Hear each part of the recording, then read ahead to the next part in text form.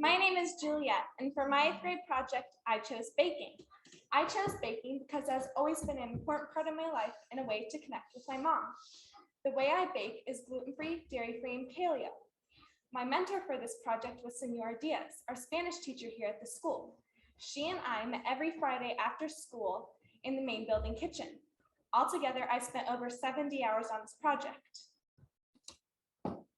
On this slide, you see all the treats that I learned to bake with Senora Diaz.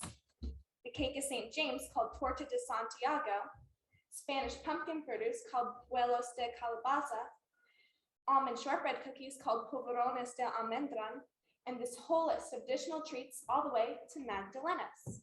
Magdalenas have an interesting history. In Spain, there's a very famous walking path called the Camino de Santiago that spans the length of the country. Pilgrims walk this trail for weeks to reach a famous cathedral where James, one of Jesus' apostles, was buried. Magdalena cakes are named after a young girl called Magdalena who offered these cakes to pilgrims as they made the weeks-long trek on this walking path. Now these little cakes are eaten all over Spain, usually for breakfast. Out of this list, there are 2 other treats I would like to highlight: the brunch egg cups and pear danishes. Both of these use a bread base called puff pastry. Making puff pastry was the most challenging recipe I learned because you have to repeat a series of steps over and over and over again. Now I will demonstrate. I have a well-floured surface and a well-floured rolling pin. I have both the dough and a butter packet pre-made. First, I roll out the dough. It is like a cross.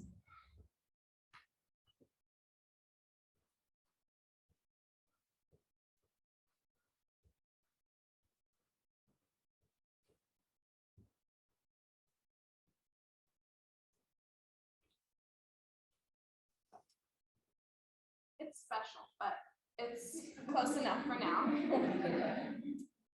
And I place the butter packet in the center and fold all 4 flaps on top of each other like you would with an envelope.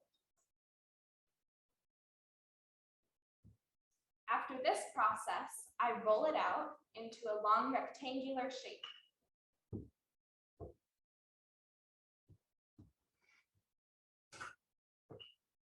I then fold this into thirds.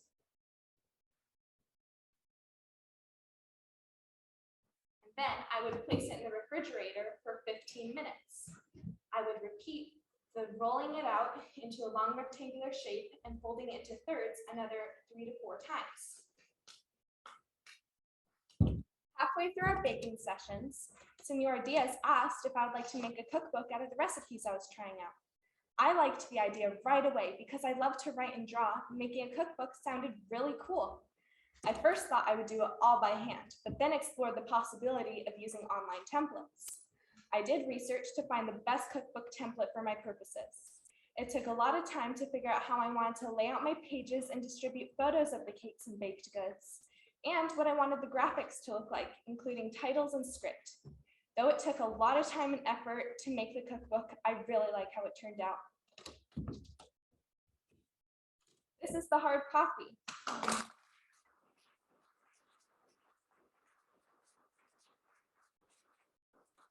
Since I know it's hard to see from the back of the hall, I've taken some photos of the pages so everyone can get a sense of what the cookbook looks like.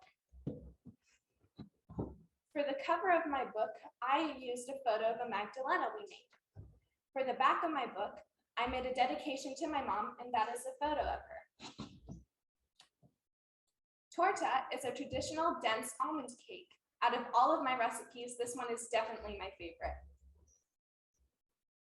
Buelos are like donut holes. They're really good.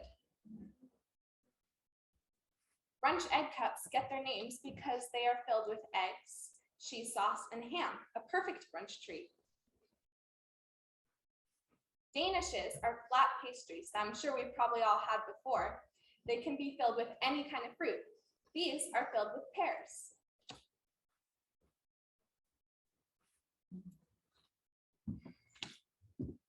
The highlight of this project was the day my cookbook came in the mail.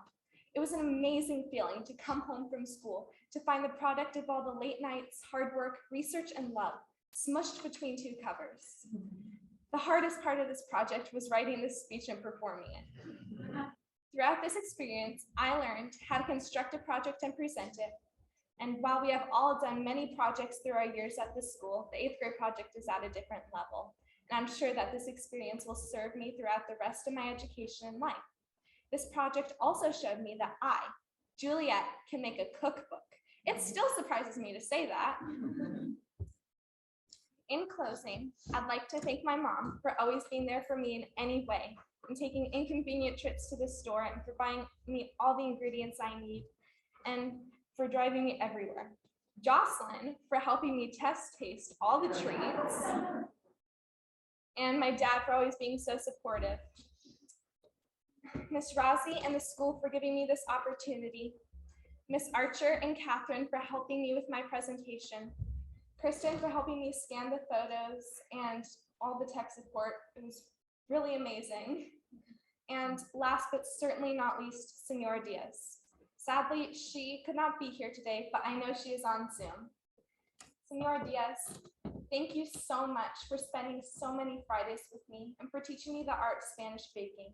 You were always ready to bake and excited to show me cool tips and tricks. I always looked forward to our Friday sessions. Thank you for always being ready to bake and just awesome. And learning about all these Spanish recipes and baking specialties has made me curious to visit Spain one day and see these treats in the bakeries over there. Has also made me curious about baking specialties in other countries. Thank you for all that you have shared with me.